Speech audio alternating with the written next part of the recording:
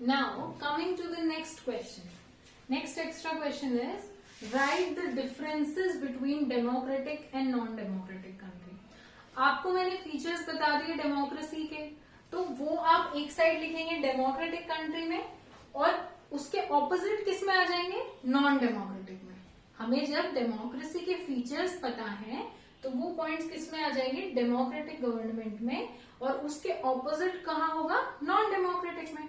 Easy है, let's try. Every adult citizen has the right to vote. ये कहाँ हो रहा है, डेमोक्रेसी में. क्या नॉन डेमोक्रेटिक में ऐसा होता है, नहीं. जहां भी हमने देखा है each person should have one vote and each vote should have one value, ये सिर्फ और सिर्फ डेमोक्रेसी में होता है. नॉन डेमोक्रेसी में इलेक्शंस फ्री एंड फेयर नहीं होते हैं और सबको इक्वल अपॉर्चुनिटी नहीं मिलती है.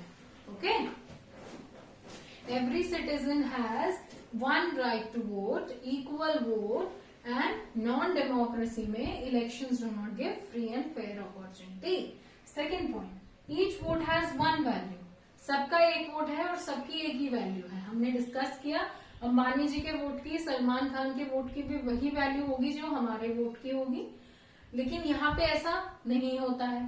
पहले क्या हुआ, हमने केसेस डिस्कस किए फिजी में. फिजी में क्या होता था कि वहां पे जो इंडिजिनियस फिजी हैं, फिजी में रहने वाले लोग हैं, उनके वोट की ज्यादा वैल्यू थी in comparison to Indian Fijian.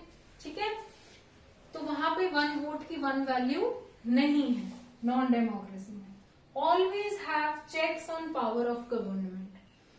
Democracy में हम लोग हमेशा चेक करते रहते हैं कि सरकार अपनी पावर्स का गलत फायदा तो नहीं उठा रही है कहीं. अगर गलत कानून बनाएगी तो कौन चेक करेगा, हमारी judiciary, supreme court, high court.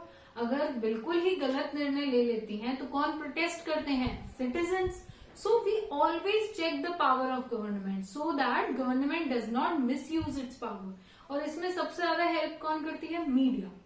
If the government is not working well or is not favoring the depressed communities or is favoring the majority community or any one religion, then the media exposes the government and we take action against it.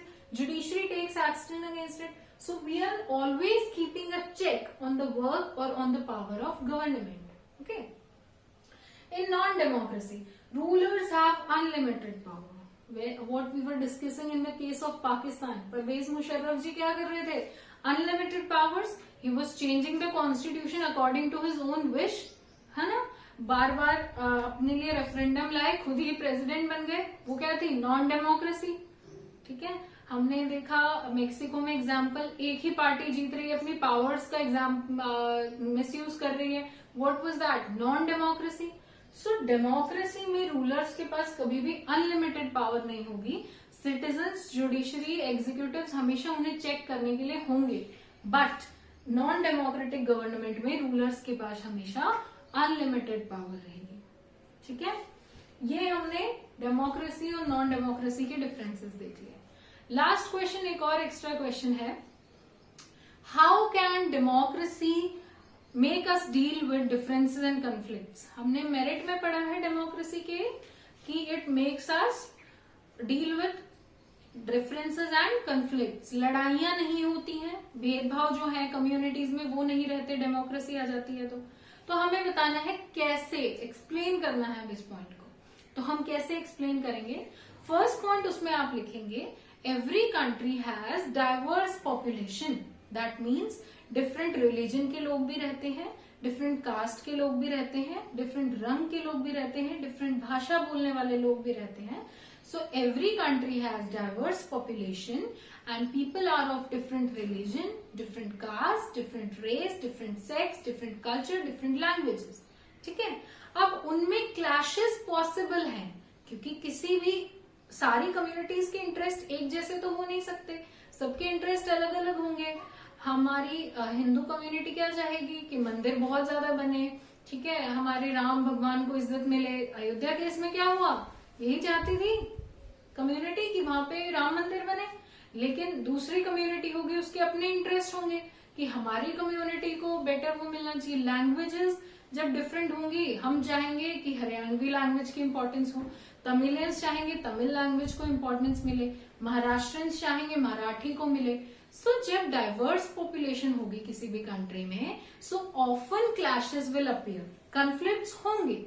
But अगर democracy होती है तो क्या होता है कि सबके representatives government में आते हैं। कुछ जो हमारे मिनिस्टर्स होंगे वो हिंदू होंगे, कुछ मुस्लिम्स होंगे, कुछ पारसी होंगे, कुछ सिख होंगे, और सबकी मेजोरिटी से ही कोई कानून बनेगा। So every community has a representative, ताकि कोई एक कम्युनिटी दूसरी कम्युनिटी को सप्रेस ना करे। ठीक है, दोबारा से आंसर लिखते हैं। Every community has one representative of its own in the government, so that the majority community does not suppresses the minority community. So what it ensures? It ensures that everyone's interests are secured, everyone's interests are preserved in democratic government. तो conflicts होंगे फिर? नहीं होंगे। लेकिन अगर non democratic होती, कोई एक कम्युनिटी की मेजोरिटी होती, तो वो दूसरी कम्युनिटी को सप्रेस करता और कंट्री पीसफुली नहीं रह पाती। So we are again discussing this question, कैसे एक डेमोक्रेसी कंफ्लिक्ट होने से रोक सकती है।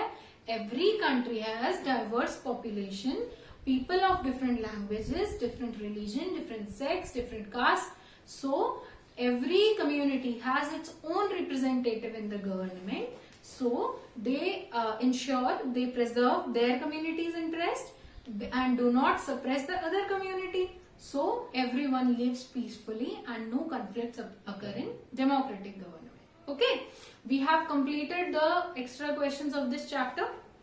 We have completed this chapter, what is democracy, why democracy. कल हम लोग NTSC के लिए कुछ फैक्ट्स प्रिपेयर करेंगे, कुछ MCQ क्वेश्चन सॉल्व करेंगे। अभी आज हमने जो ये 3 एक्स्ट्रा क्वेश्चन किए हैं, मैं आपको सेंड कर देती हूँ PDF. You will write it down and you will submit it by 5 PM on my personal number. Okay, have a good day.